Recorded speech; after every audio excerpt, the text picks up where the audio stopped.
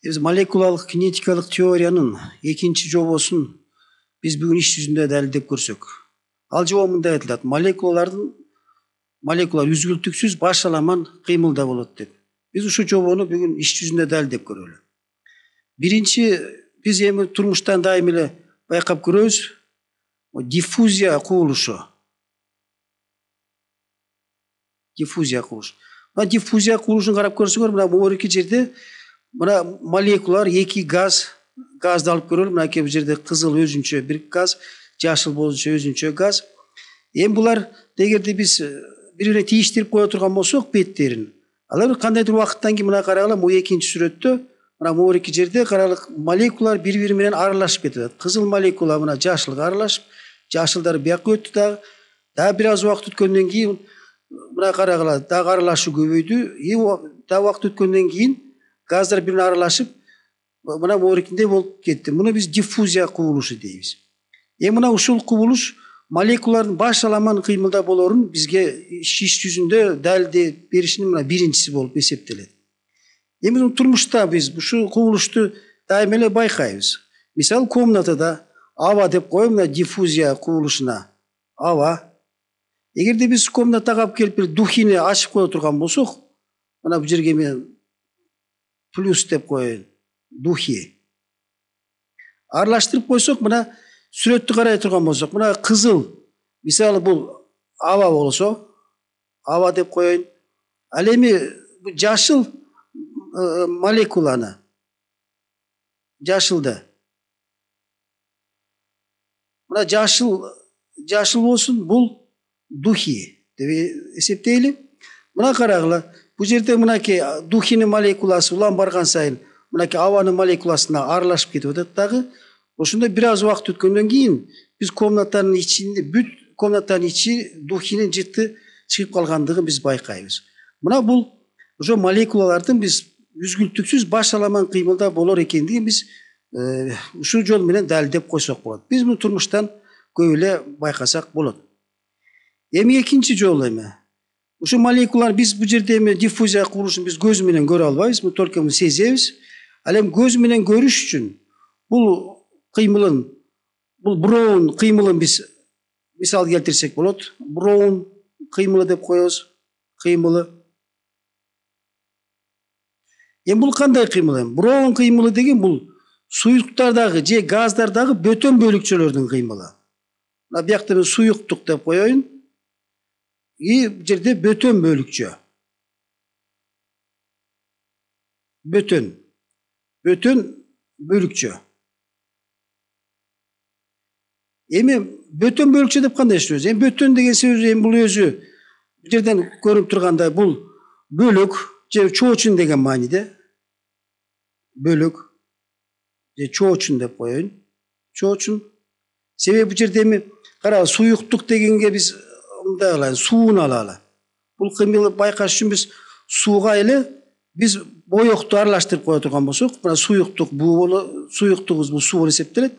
Ал эми бөтөн бөлүкчө болсо, бул боёк. Сууга биз боёкту аралаштырып коелу. Ошондо биз эгерде аралаштырып коюп микроскоп менен карай турган болсок, биз өз көзүбүз менен ошол бөтөн бөлүкчөлөрдүн кыймылын байкасак болот.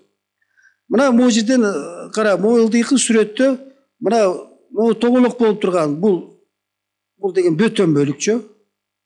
Бөтөн, бул башкача айтканда боёктун молекуласы болуп эсептелет, бөтөн бөлүкчө. Кыймылын карагыла бул жерде. Бул эгер микроскоп менен карай турган болсок, бул абдан момундай татаал сызыктарды берет. Эми бул сызыктар кара, могу жерде 3 сүрөт турат. Мына биринчи, экинчи, үчүнчү. Эми бул айырмасы эмнеде? Эгерде суунун температурасын, мына температура деп коет, Т барабар мисалы айтып коелу 20 градус Цельсий кезинде, эгер биз момундай сызыкты ала турган болсок, сызыкты алсак, мына 20 градус кезинде.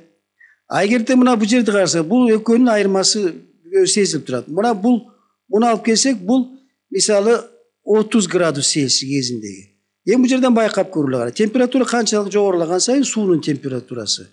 Мына сынык сызыктардын карагыла татаалдыгы билинип турат. Башкача айтканда мына узундугу кыскарып турат. Ошондуктан мына Бүтін бөлікчелердің қимылы бұл температурадан көз қаранды екендігін біз могу жерден байқасақ болады. Эми ушундай сынык сызыктар біз ошо Броун байкап калган, бул англис ботаниги. Ошондуктан биз ушул кыймылды биз мына Броун кыймылы деп коебуз. Эми ошо бул 1827 жылы болгон. 1827 жылы бул англис ботаник, өзү физик эмес, ботаник болгон. Бул ошо киши байкап калган дагы. Бирок ошол кезде эмне үчүн ушундай сызык боло тургандыгын Броун түшүндүрүп бере алган эмес. Мындан 80 жыл өткөндөн кийин, ортодон 80 жыл өткөндөн кийин Альберт Эйнштейн бул түшүндүрүп, анан аягында толугу менен бул сүрөттө көрүп турган француз физиги Перрен мунун теориясын түзүп берди. Перрен теориясын. Эми бул жерден эми биринчи ушундай татаал сызык болушунун себеби эмнеде? Муну түшүндүрүп көрөлү. Мына могуки сызыкты сүрөттө карай турган болсоңор, мына могу жерде кичинекей бул ошол боектун молекуласы, ал эми бул чоңураак болсо мына могу жерде 1 деп турган бул суунун молекуласы, суунунку. Эми могу жерден кагылышууну карай турган болсок, мына могу жерде бир кагылышуу. Мына сызыктар бул жерден байкалып турат. Булар эмне үчүн эми татаал сызыкты берип атат? Себеби суунун молекуласы биринчиден, суунун молекулаларын ылдамдыктары бирдей эмес. Могу жерден ала турган болсок, могу жакта түшүндүрө турган болсок, мисалы могу молекуланын ылдамдыгы бул молекула ылдамдыгына караганда мисалы жогору. Эми кайсы молекула ылдамдыгы жогору болуп, ошо боектун молекуласы уруна турган болсо, импульсту да көп берет да, ошонун натыйжасында биздин бөтөн бөлүкчөбүз боектун молекуласы ошол молекуланын ылдамдыгы багыты боюнча кыймылдайт. Эми экинчи эми ушул сызыктагы эмнеден көз каранды? Броун кыймылынын сызыктары.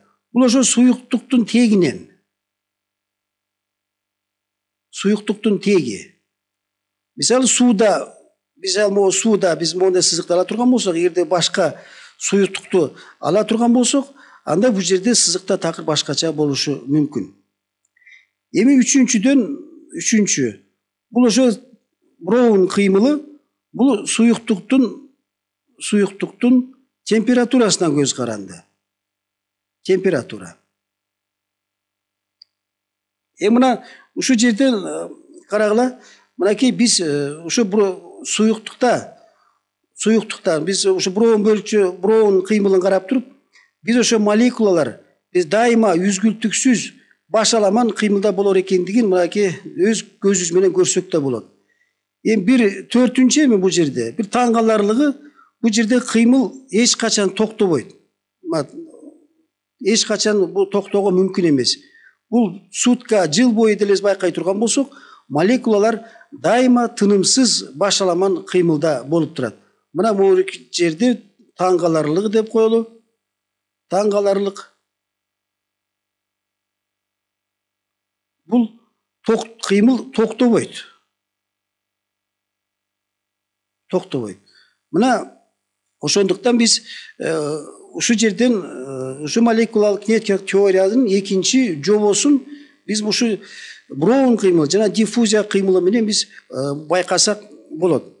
Эми мындан башка дагы биз мисалы диффузия кыймылын же молекулалар ушундай башаламан кыймылда боло тургандыгын биз үйдөн деле мисалы күндүн нурунан чаңдын майда кыпындарын карай турган болсок, биз деле ошол жерден алардын башаламан кыймылда экендигин байкасак болот. Мисалы үйдө деп коеюн, мына үйдө күндүн нурунан биз чаңдын майда кыпындарын